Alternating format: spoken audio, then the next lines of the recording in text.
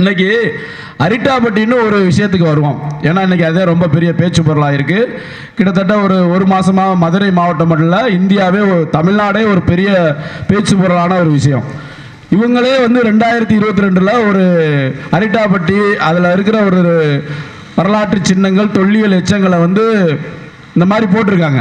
அந்த மாதிரி பாதுகாக்கப்படப்பட்டிய ஒரு பண்பாட்டு சின்னம் தொல்லிய மண்டலம் அப்படின்னு அறிவிச்சிருக்காங்க. பாதுகாக்கப்பட வேண்டிய பாரம்பரிய பல்லுயிர் தளம் அப்படின்ட்டு வரவேற்கிறோம் அந்த விஷயத்தை. ஆனால் மத்திய அரசு என்ன சொல்றாங்க, இந்த மாதிரி நாங்கள் டங்ஸ்டன் அந்த இடத்துல எடுக்க போகிறோம், அதுக்கு உங்களுடைய கருத்தை சொல்லுங்க அப்படின்னு சொன்னோன்னா எதுவுமே கருத்தையே சொல்லாமல் இருந்திருக்காங்க கடைசி வரைக்கும். அதே மாதிரி 7 அறிவு போட்டிருக்காங்க. நிறைய தகவல் நம்ம அதாவது அந்த டங்ஷனுங்கிற விஷயத்தில் பல அரசியல் இருந்தாலும் அதை ஒரு சில விஷயங்களை கட்டுப்படுத்திட்டு பேசப்பட வேண்டிய இடமா சில இடங்களை பேச வேண்டிய இருக்கு. ஆனாலும் இந்த இடத்துல திமுகவுடைய தவறுகளை நம்ம சுட்டி காட்ட வேண்டிய தேவை இருக்கு. அதாவது நீங்களே அதை ஒரு பாதுகாக்கப்பட வேண்டிய பண்பாட்டு மண்டலமாக அறிவிக்கிறீங்க. ஆனால் அதே இடத்துல ஒரு ஏலத்தை அறிவிச்சிருக்கோம். அறிவிச்ச இடத்த கடைசி வரைக்கும் நீங்கள் அதை எதிர்ப்பு தெரிவிக்கவே இல்லை. அப்போ இதுவே உங்களுடைய அரசியலா இல்லை இதுவே உங்களுடைய இதில் ஏதாச்சும் ஒரு உள்நோக்கம் இருக்குதுன்னா கண்டிப்பாக நாங்கள் இதெல்லாம் பொருத்தி பார்க்க வேண்டியிருக்கு மீன் சிலையோட. அதே மாதிரி நீங்கள் நிறுவக்கிட்டு வர்ற அடையாளங்களோட பொருத்தி பார்க்க வேண்டியிருக்கு. அப்போ தமிழர்களுக்கான அடையாளங்களும் பண்பாடுகளும் உங்களுக்கு 3ஆம் பட்சமாகத்தான் தென்படுது. உங்களுக்கெல்லாம் நீங்கள் உங்களுடைய வரலாற்றை பார்க்கும்போதே இன்றைக்கி தமிழ் பேசி இன்றைக்கி தமிழை எந்த இடத்துல வச்சுருக்குங்கிறத பார்த்துக்கிட்டே இருக்கோம். அதே மாதிரி இந்த அரிட்டாப்பட்டிலையும் நீங்கள் ரொம்ப இன்றைக்கி சொல்லியிருக்கீங்க, மக்கள் மன்றத்தில் நாங்கள் இதை தீர்மானம் நிறைவேற்றி நாங்கள் இதை பாதுகாப்போம், மத்திய அரசோடைய அந்த திட்டத்தை கைவிடணும் எதிர்த்து நிற்கிறீங்க. ரைட்டு, வரவேற்கிறோம்.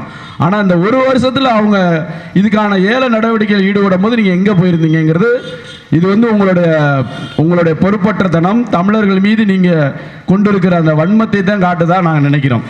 நீங்கள் நேரம் அப்போவே போர்க்கொடி தூக்கி இருக்கணும். இந்த இடம் ஏலம் விடுறதுக்கு தகுதியற்ற இடம், இதில் பாண்டியர்களுடைய அடையாளம் இருக்குது, தமிழுக்கான பெருமைகளை அடங்கிய கல்வெட்டுகள் இருக்கு, அங்கே பல வழிபாட்டு தலங்கள் இருக்கு, இப்படிலாம் நீங்கள் சொல்லி எடுத்துகிட்டு போய் அங்கேயே சண்டை போட்டிருக்கணும். இன்னைக்கு பிஜேபி அதை வச்சு அரசியல் பண்ணுறாங்க.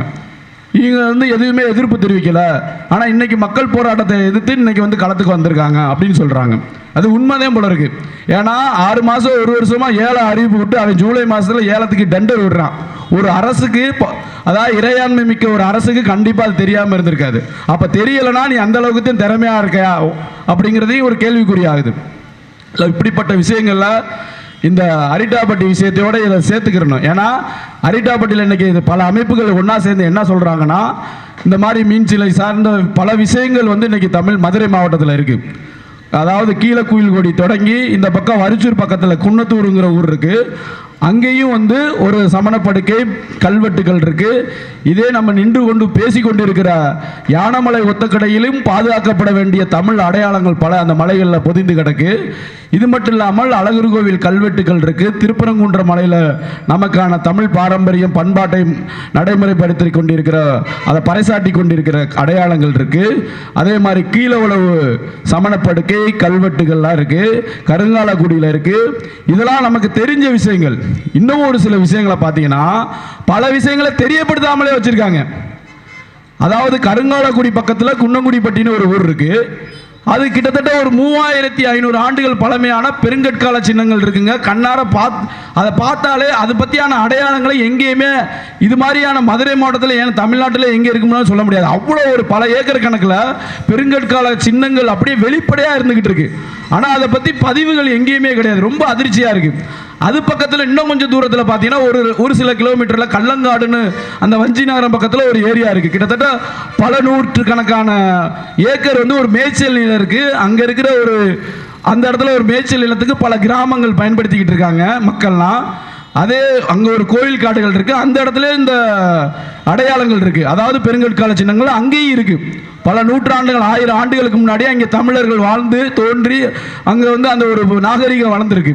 ஆனால் அதை பற்றி தேடி பார்த்தா எங்கே ஒரு பதிவுகளும் கிடையாது. அப்போ தான் எங்களுக்கு கேள்வி வருது, அப்போ இங்கே நடந்து கொண்டு இருப்பது யாருக்கான ஆட்சி? அப்போ இன்னைக்கு இவ்வளோ சிலைகளை நிறுவுறீங்க, உங்களுக்கான நாங்கள் அதை ஒன்றும் தப்பே சொல்லலை, நல்லா நிறுவுங்க. ஆனால் அந்த தமிழ்னு சொல்கிறீங்க, தமிழர்களுக்காக ஆட்சி நடத்துன்னு சொல்கிறீங்க. அப்போ இதெல்லாம் யாருக்கான அடையாளங்கள்? இந்த அடையாளங்கள் இதே ஒரு கீழடியை தோன்றதுக்கு பல போராட்டங்கள் நடத்த வேண்டியிருக்கு. அப்போ ஒவ்வொரு போராட்டங்களையும் ஒவ்வொரு விஷயம் போராடி நாங்கள் மீட்கணும்னா நீங்கள் பேசுகிற அரசியலுக்கும் ஆனால் நடைமுறையில் படுத்தி கொண்டு இருக்கிற விஷயங்களுக்கும் பொருத்தி போகிற மாதிரி தெரியல. அதனால் இந்த தமிழ்நாடு அரசுக்கு நாங்கள் என்ன வேண்டுகோள் வைக்கிறோம்னா, இன்னைக்கு இந்த மீன் சிலையில் மட்டும் இல்லை, இந்த அரிட்டாப்பட்டி விஷயத்திலையும் நீங்கள் உங்கள் கடமை முடிஞ்சிருச்சான்னு நினைக்காதீங்க. நாங்கள் சொல்கிற விஷயம் நீங்கள் ஒரு தீர்மானத்தை போட்டுட்டு அப்படியே நின்று தூங்கிட்டு இருக்க முடியாது. அடுத்த கட்டமாக நீங்கள் செய்ய வேண்டிய வேலை என்னென்னா, அவங்க ஒவ்வொரு விஷயத்துக்கும் இதே வேலையாக இருக்க முடியாது. கிரானைட் குவாரியை வெட்டி வந்து அந்த பகுதியை அழிக்கிறீங்க. அதே போன வருஷம் பார்த்தீங்கன்னா இதே கிரானைட் குவாரிக்கு போராட வேண்டியதாகி போச்சு. மக்களை திரட்டி இரண்டரை மாதங்கள் போராடி அதை பாதுகாக்க வேண்டிய சூழலுக்கு தள்ளப்படுறோம். இன்றைக்கி பார்த்தீங்கன்னா டங்ஸ்டன் திட்டம்னு கிட்டத்தட்ட 5000 ஏக்கர் மட்டும்தான் ஏலம் விட்டுருக்காங்க. ஆனால் கிட்டத்தட்ட அது ஆய்வுகள் நடத்தப்பட்ட பகுதி பார்த்தீங்கன்னா கிட்டத்தட்ட 38,000 ஸ்கொயர் கிலோமீட்டர்னு சொல்கிறாங்க. அதாவது அந்த பக்கம் பார்த்தீங்கன்னா ஒரு பகுதி திண்டுக்கல் மாவட்டம், இன்னொரு பகுதி சிங்கமுனாரி பகுதியை விட்ட சிவகங்கை மாவட்டம். இதெல்லாம் பார்த்தாலே அதிர்ச்சியாக இருக்குது. இவ்வளோ பகுதியில் டங்ஸ்டன் கிடைக்குதுன்னு ஆய்வில் எழுதி வச்சுருக்கானுங்க. இன்னொரு விஷயத்தை அடுத்த ஒரு பிளாகர் ரெடி பண்ணி வச்சுட்டான். இந்த மேல உலகில் ஒரு கருப்ப கோயில் இருக்குது, கிட்டத்தட்ட பல லட்சம் கணக்கான மக்கள் வணங்கக்கூடிய இடம் அது.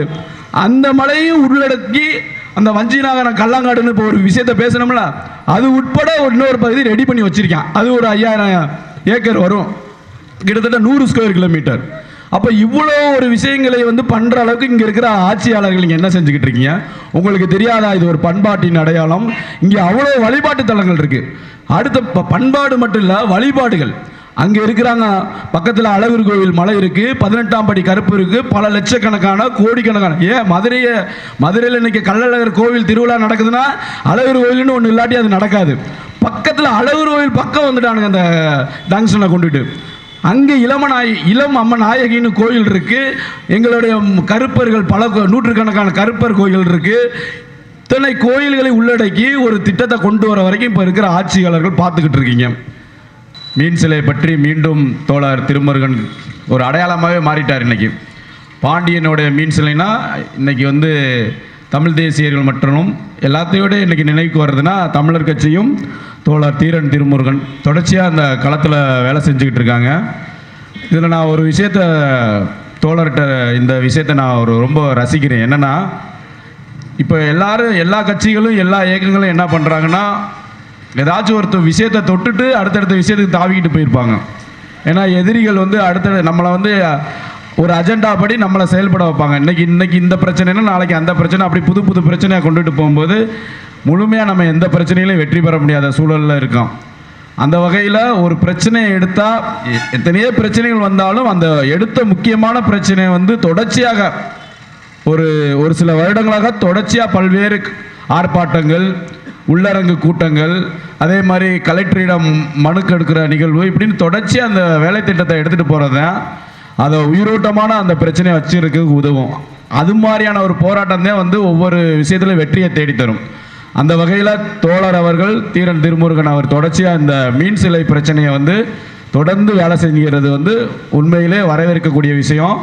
தொடர்ச்சியாக அவர் இந்த விஷயத்தை இந்த இதில் இறுதி வெற்றி பெறும் வரைக்கும் நம்ம இந்த விஷயத்தை தொடர்ந்து வேலை செய்யணும். தோழர்களுக்கு நம் ஆதரவும் நம்மை சார்ந்த தோழமை அமைப்புகளுடைய ஆதரவும் தொடர்ச்சியாக நம்ம நிச்சயமாக கொடுக்க தயாராக இருக்கோம். மீன் சிலை இன்னுங்கிறது